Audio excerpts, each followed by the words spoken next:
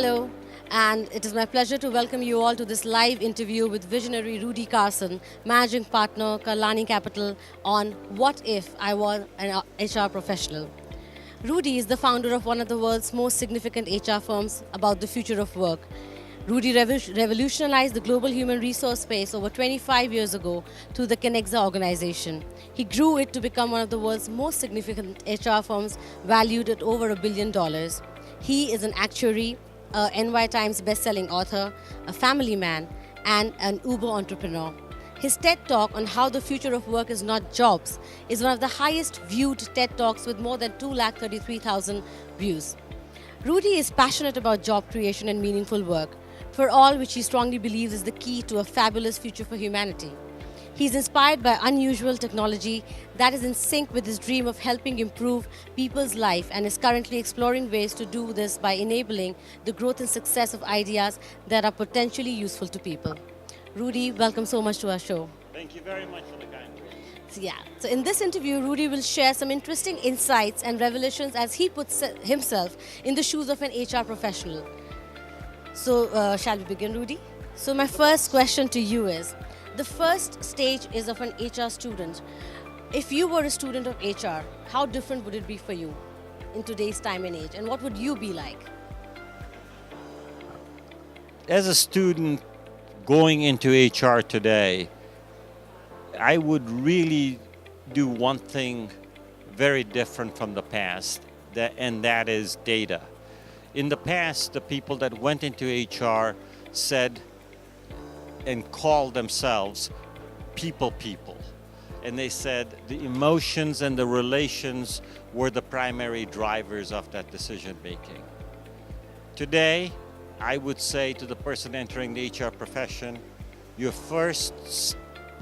first subject you take in school should be around data, whether it is engineering or whether it is math. But I would really focus in on data. Interesting. So that brings me to the next stage. So you're an HR professional just entering into the work life now. So what kind of approach would you have? What should be the most relevant thing for you at this point in time? I would really not focus on my career because HR is going to change a lot. I would focus on the attributes that make HR what it is. So let's give you an example. If I was thinking about HR in talent attraction, and how do I think about getting a cost-benefit analysis on sourcing or on the candidates that are coming in and what our hit rate is based on the advertising dollars we put out there, I would constantly be thinking about parallels between the attraction of the applicants to the employees as to the browsers to customers in the marketing area. And I would say that if I planned to make a career in the HR world, after my first stop, my second stop shouldn't be HR. It should be either in marketing, or it should be in logistics, or it should be in another part of the company where I get a much deeper and holistic insight of the overall view. Going and staying in HR today for 20 years, I believe is a fool's errand, because you will be downsized well before you get to the 20-year mark.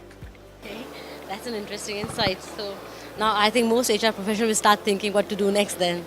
I agree. Yeah.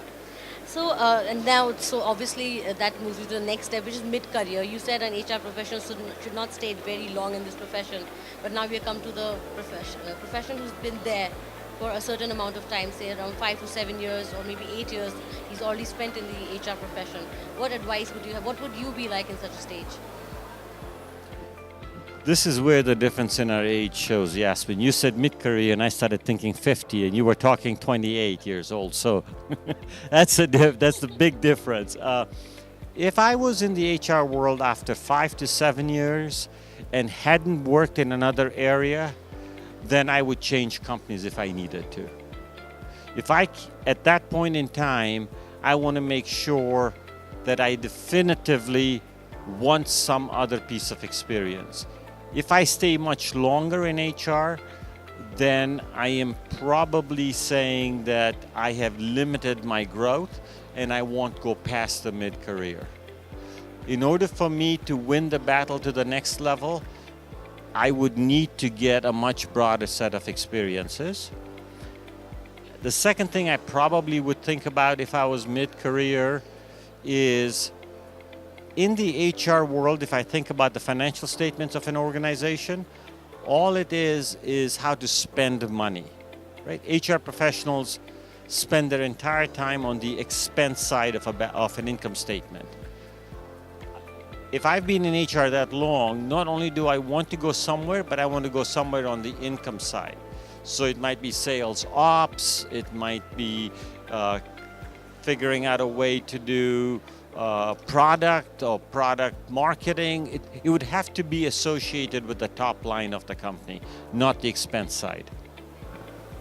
It also brings me to the question about being relevant, and how does an HR professional, keep that relevance intact? Because sometimes the job gets monotonous, right? And things keep changing. There's disruption happening every day, transformation happening every day. So how does an HR professional keep relevant at this stage? Relevance is kind of like love. It's in the eyes of the beholder, right? Different organizations have different definitions of relevance. If I am in my early mid-stage, if I'm in my 20s and my income isn't climbing faster than the GDP increase, I'm not relevant anymore. At that stage in my career, it's all about how my income is growing. And if my income isn't growing at 2 to 3 times GDP, so if I was in India and the GDP is growing by 7%, my income better be growing by 15 to 20%. And if it's not, then it's time for me to change. So you attach relevance with income mostly? At that stage in my career. At that stage, it's very important. Because that's where the world pays me back. Yeah, true. So what about, now the next stage is about the stage of a CHRO level guy who's at the topmost level of the HR profession now. How would it be for you if you were a CHRO in today's time? Because again, it's digital, it's disruption, the future of work is now. How would you deal with these challenges?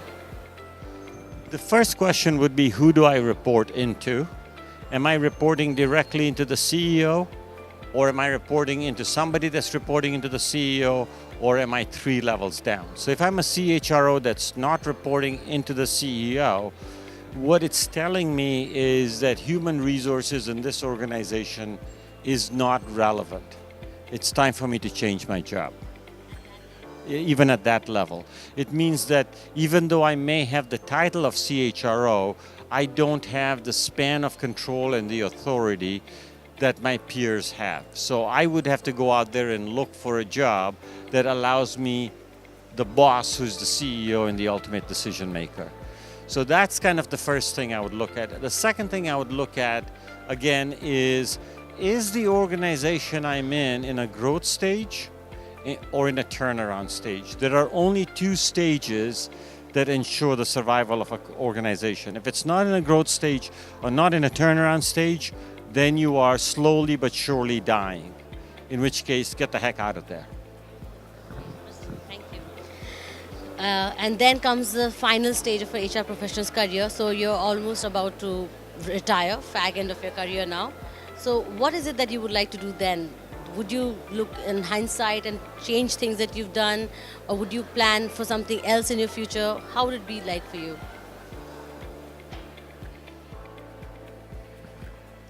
If I'm at the tail end of my career, if I look back, if I'm spending time looking back, it means I've probably not been happy with my career.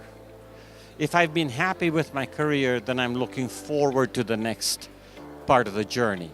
So if I'm at the tail end of my career and I'm looking back, it means I fundamentally, in my eyes, I've been unsuccessful. So then I want to go someplace where I've been successful. If I'm looking forward, then really who cares? I was successful, right? Okay, that's interesting. Thank you. So you've taken us through the different stages already now. What advice would you give to HR professionals in today's time and age now?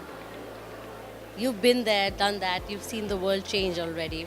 and especially in different stages. So if you had to give one piece of advice to, say, a young HR professional in the mid-career phase, somebody at the CHRO level, what advice would you give to these people?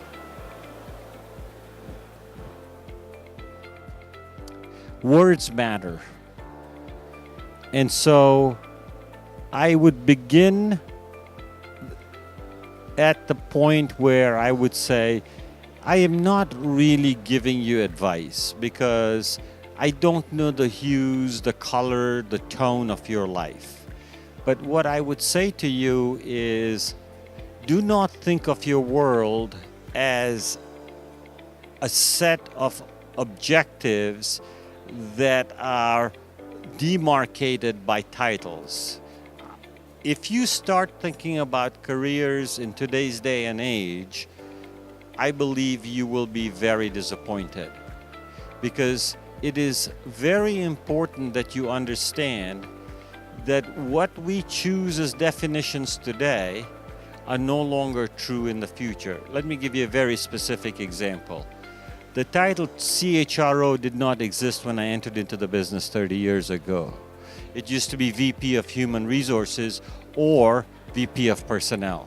So if you were in a personnel department and you said, my goal is to be the VP of Personnel, the VP of Personnel generally reported to the Chief Administrative Officer, who then reported either to the COO or the CFO, who then reported into the CEO.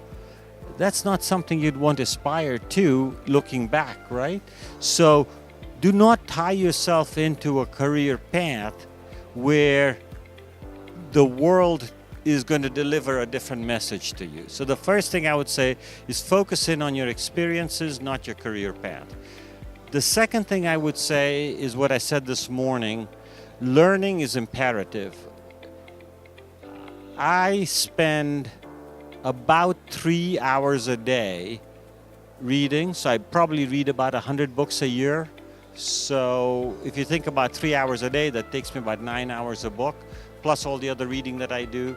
I probably go to 2 to 3 conferences a year, and I might end up taking 4 to 6 courses a year. And so I'm in my early 60s, and I'm feeling very vulnerable at the rate of change. I'm scared as to how quickly information is changing.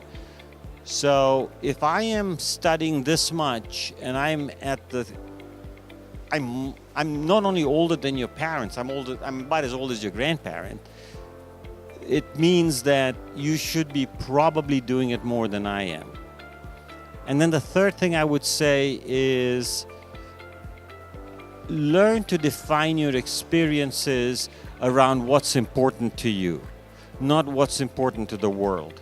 So if freedom is more important to you than money, and you want to take 3 months off every 3 years between jobs, make sure you take 3 months off every 3 years between jobs, and don't not do it because society is not letting you.